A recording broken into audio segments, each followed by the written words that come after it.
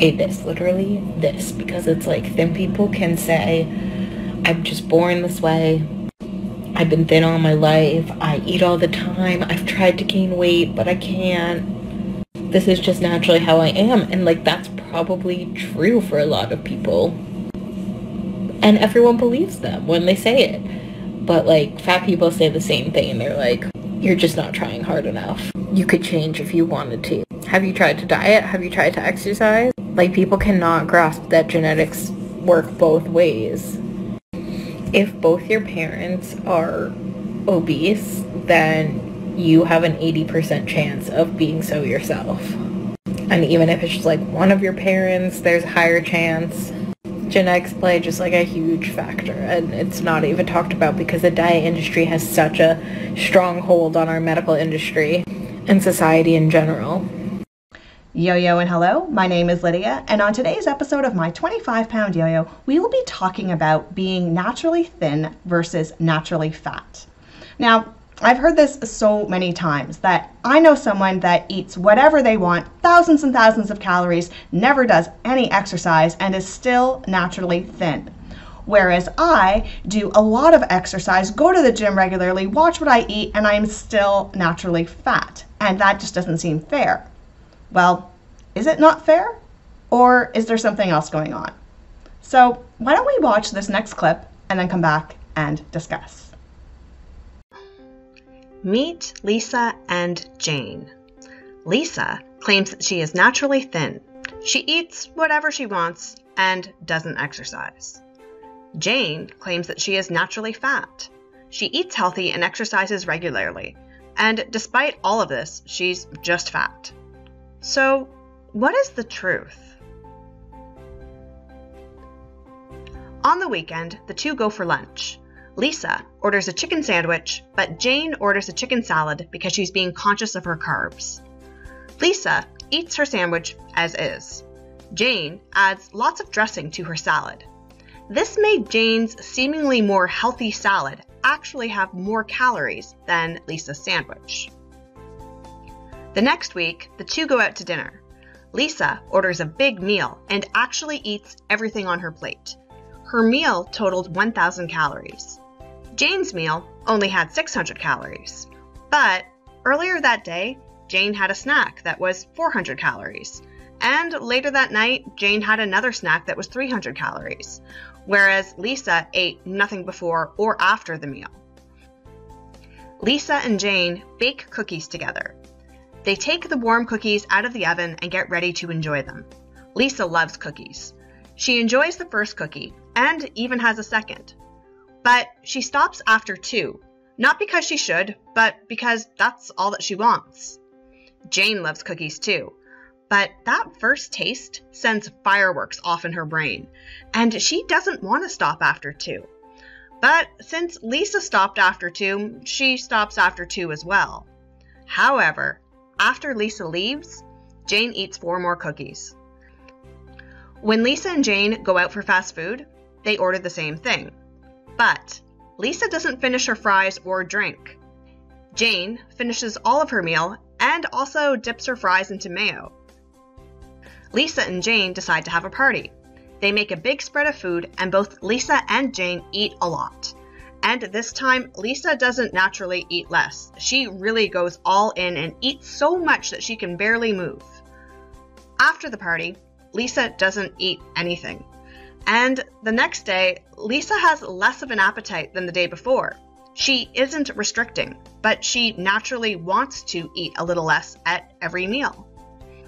Unfinished toast here, half the pasta there, a bite from a hamburger left on her plate. All these little adjustments added up to her eating less calories throughout the day. Her body naturally adjusted her appetite to meet her caloric needs. Jane's brain did not compensate. Her hormones told her to continue eating at her normal levels. Jane likes to work out and goes to the gym regularly. Lisa does not. When Jane goes to the gym, she cycles on the exercise bike, lifts weights, and works on her core. Meanwhile, Lisa is at home cleaning her house. When Jane meets up with Lisa after the gym, she is tired and wants to rest. The two watch a movie. Jane is comfortable and relaxed watching the movie. But Lisa is much more animated. She moves her head and bounces her knee when seated, and even periodically gets up and starts to dance. At the end of the day, Jane did burn more calories at the gym than Lisa did doing housework. But she compensated for that burn by moving less throughout the day. Lisa didn't exercise, but her general movement, or her NEAT, was higher by simply being on her feet most of the day and never really relaxing. The two decide to go to dinner with their spouses. Both Lisa and Jane have thin, fit men in their lives. At dinner, Lisa eats until she is satisfied, but that is less than what her boyfriend Adam eats. Jane eats the same amount as her spouse Mike. During dinner, Jane complains that Mike can eat whatever he wants and never gains weight, but when she eats the same as him, she gains weight. So, in the end, Lisa feels that she eats whatever she wants and is just naturally thin. And Jane feels that she does the right things most of the time, and despite that, is just naturally fat. But what's the real story? Well, Lisa's body does perform better than Jane's, but not in the way that she thinks. Lisa's body sends her better cues on when to eat and how much to eat. Lisa also naturally wants to move more during the day. Jane has the impression that Lisa eats junk and is lazy, but when you add up the numbers, it just isn't true. Jane is only seeing a snapshot or several snapshots of her life, and she is ignoring the other snapshots of her own life that would give her a more complete picture of what is actually going on. So, is Lisa just naturally thin and Jane is just naturally fat? I will let you decide. So there are a lot of factors here that contribute to how much a person eats and how much a person moves. But people are not just magically thin or magically fat and defy the laws of thermodynamics. There are a lot of other things that influence how much a person eats, influences when a person wants to stop eating, and influences when a person will eat again. So these are the real reasons as to why someone could be perceived as naturally thin versus naturally fat. So let's go through them. The first one I want to talk about is your gut health. Now, your gut has sensors in it that will send signals to your brain to tell you when you are satisfied. And if you have a healthy gut, it will trip a switch in your brain to tell you that, hey, you've had enough. Now, you can push past this to a certain extent, but you're going to get really uncomfortable and the off switch will just say, no, no, no more. Your gut health also contributes to your compensatory mechanisms. So if you eat a big meal for lunch, your body will just naturally eat a little less at dinner. Now, this is not going on a diet. This is not restricting yourself in any way, not saying, oh, I had a big lunch, so therefore I should eat less. That's not it. This is the natural mechanism that just makes you eat less the next meal or the next day. I used to have a colleague that I thought was just naturally thin. And I think we all know this person. This is the person that whenever donuts or muffins or cookies are brought to work for a meeting, they are the first one in that box. And they have one or two and sometimes even three, and they're still skinny. And you always wonder, like, why do you get to eat like that? When the rest of us are either side-eyeing that box of donuts going, should I not, how many calories, second guessing ourselves, and sometimes we indulge and sometimes we don't, and we just kind of grimace and scowl at the person that is eating the donut. Now, people that can do things like that and still stay thin, it's because they don't have to do the mental gymnastics in their brain. Their body just sends the right signals. Now, this colleague that used to always grab the donuts whenever they arrived at a meeting, I started to notice that if we had lunch together later, he didn't finish his lunch. And it wasn't because like, oh no, I shouldn't finish. It was more like, I'm still full from the donuts, so I am not going to finish my lunch. His body told him what to do. So in his mind, he's naturally thin despite eating the donuts, but didn't do the math to see that because he had more calories from the donuts, he actually ate less calories at lunch and then evened things out. People that don't have a healthy gut don't get those signals. They don't get the signals that, hey, that's enough. Or they don't get the signal that, hey, maybe you shouldn't eat as much in your later meal. Those signals are broken. But you can fix those signals by repairing your gut health. And that means eating properly, eating whole grains and lean proteins, and making sure that you eat foods that satisfy your hunger versus empty calories like high sugar and highly processed foods that, yes, taste good but have very little nutritional value. Related to your gut health, we also have hormones. Ghrelin is the hormone that tells you to eat, and leptin is the hormone that tells you to stop eating. And if your hormones are out of balance, you don't have those switches of when to start and when to stop working correctly. So a person that has a hormonal imbalance might have one bite of a cookie and fireworks are going off in their brain, and they're just like, oh, this is so good and I really, really, really want to eat more. Whereas someone who has their hormone levels balanced has the bite of cookie, thinks that it tastes good, might have a second, but their brain is just telling them to stop. They are not restricting. They just are eating what they want, but what they want is not the same as what you want. Your diet also influences your hormones. If you eat a lot of empty calories, your brain is not going to tell you that you're full because you're actually not getting any nourishment from those empty calories. So it will continue to scream at you to eat until it is satisfied. And the only way that it will get satisfied is either by eating healthy food or eating a surplus of unhealthy food in order to feel satiated. Snacking is a behavior that many people have, but not everyone. And snacking throughout the day can really add up a lot of calories. Now, I know that we know people that whenever you go to dinner with them, they have a mega meal, and it could be 1,000 calories, 1,200 calories, 1,500 calories, and they eat the whole thing. And you look at it and go, oh my goodness, there's no way I could do that. Meanwhile, you were scouring the menu trying to find the lowest calorie options. But the people that eat those big meals are quite often not snackers. So they only get their calories from their meals. And snacking needs to be defined as any food that you eat outside of mealtime, not just a planned snack. So yes, I can plan a snack and go downstairs and grab a couple crackers, put them on a plate, cut up some pieces of cheese, put them on a plate, grab some grapes, and then I have a snack. But know what also counts as snacking? When I'm making the kids' lunches and cut the crusts off and then eat the crusts. If I go past the pantry and I grab a handful of nuts or something, that's also a snack. Any sort of picking off of the kids' plates after dinner, that's also a snack. All of these extra little bites here and there, they all add up. Another thing that we tend to gloss over is portion distortion, and that is how much we are actually eating. So if you and a friend go out and you order the same thing, how much of it did they actually eat versus you? Did they leave a handful of fries behind? Did they not finish their drink? Did they take a couple bites of dessert and then say they were full and push it away? Now, I'm not asking you to watch your friends like a hawk when they're eating, but it is an observation that needs to be made.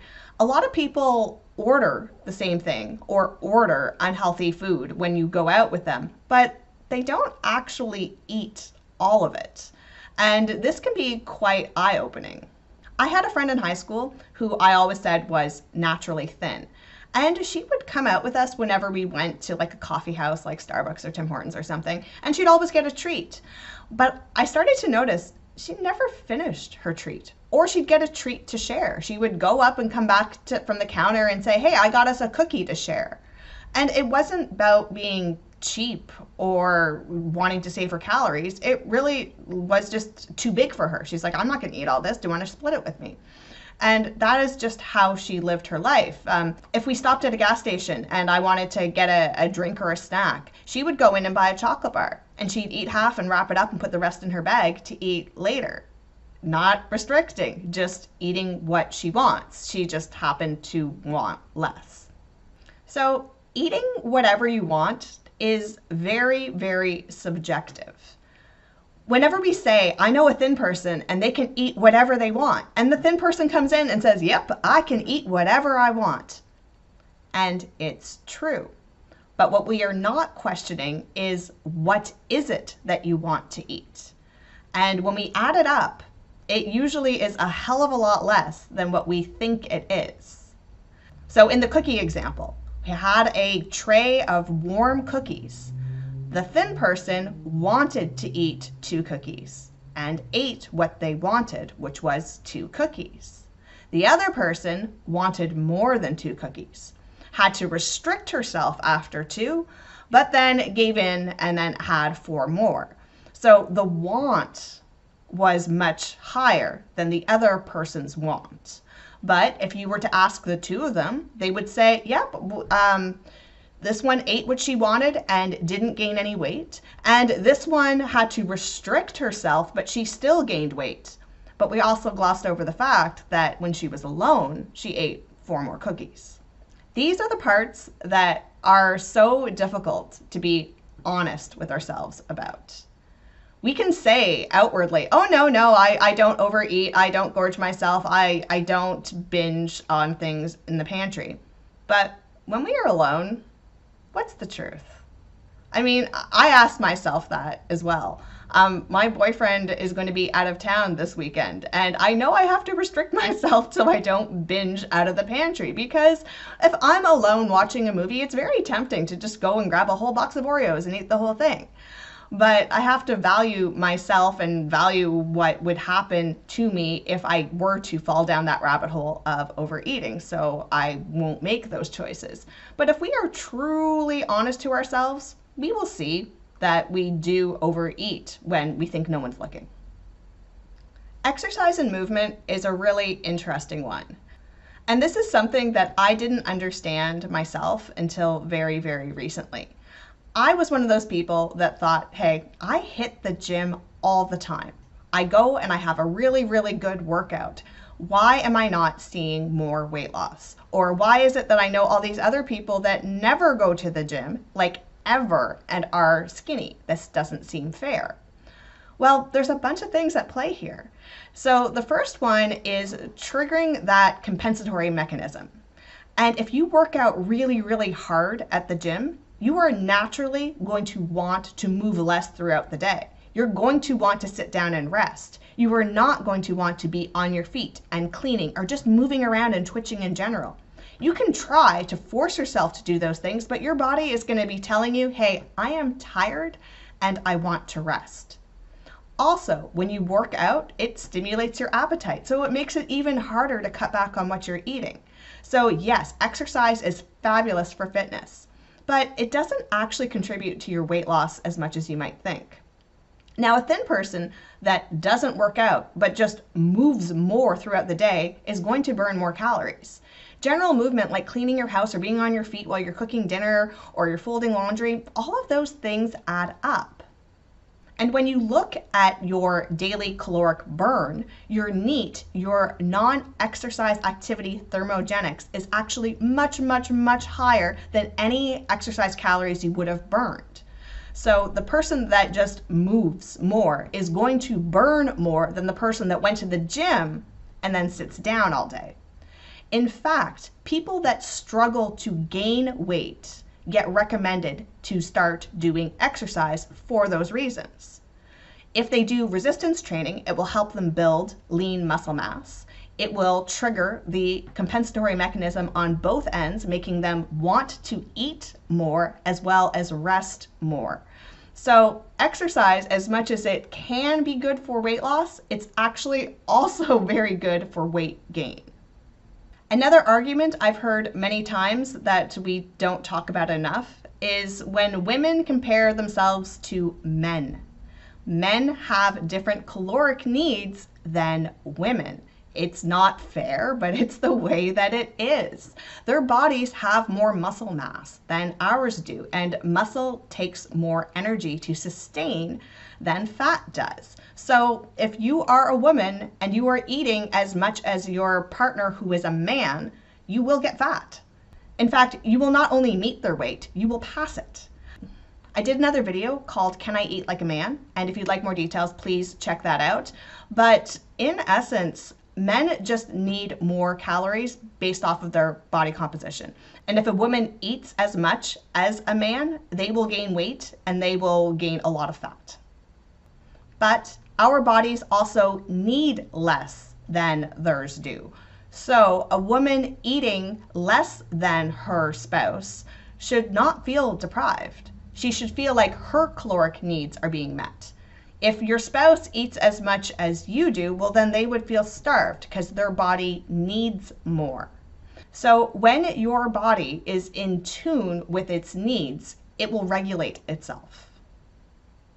The problem is that many of us have broken systems that do not do a good job with the regulation. In the examples in the video, these were all snapshots that both Lisa and Jane had of each other's lives and did not encompass the entire picture.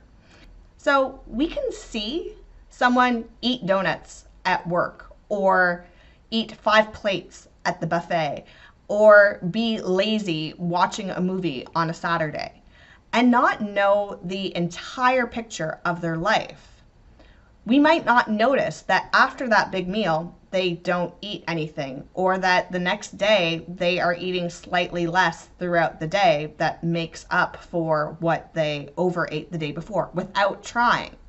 We don't think that after they left, they went home to sleep while we stayed up eating the rest of the cookies. We don't see that they did still burn energy cleaning their house, even though they didn't burn as much as we did by working out at the gym. When I was about 10, I remember going to a cottage with my skinniest friend. And I used to always think she was naturally skinny. And I believed that because we had a lot of play dates where we would eat a lot of junk food, and I would see her eat and I thought, well, it's not fair. She's just naturally thin. But living with her for a whole week changed my perspective, because I saw that, yes, there were times where we would eat junk food, but she didn't eat like that all the time. And when we did that, she was just naturally not hungry later. So if we had junk food in the afternoon, I noticed that she probably ate 2/3 of her dinner. If we had a late night and we were up eating chips, the next morning she's like, not really into breakfast right now. And she wasn't trying to restrict herself. It was just the way that her body was working. But it wasn't working to keep her magically thin. Her body was working to regulate itself and say, I'm hungry or I'm not hungry. I hear it over and over again that I know someone who is just naturally thin, but they don't question why is it so. If we only see snapshots of a person's life, it doesn't give us the picture of what their consumption versus expenditure is. You would need to track exactly what a person eats and burns for about a month to have a better idea. The thin person could also have an illness. And when I say illness, I mean illness, and not just a quirk about them that gives them an advantage. If they have an illness and are not able to extract nutrients from food, they could be severely malnourished. This is not a good place to be, but it is also a possibility as to why someone can eat a lot and not gain weight. However, this is a rare case. So can I accept that some people are just naturally thin, whereas others are naturally fat? I accept neither. It always comes back to calories in versus calories out. I detest the word naturally thin. I prefer effortlessly thin, because that is what's really going on.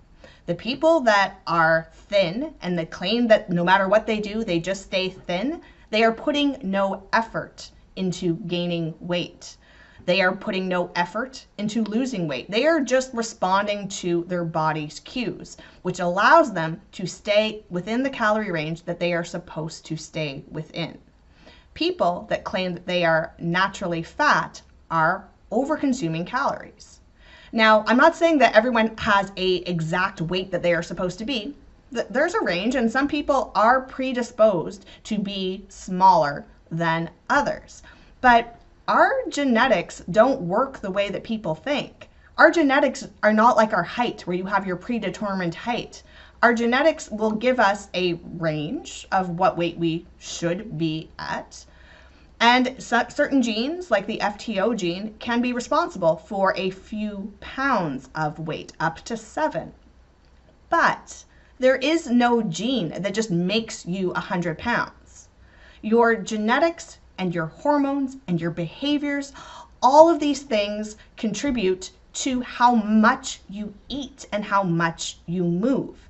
So it does boil back down to calories in versus calories out.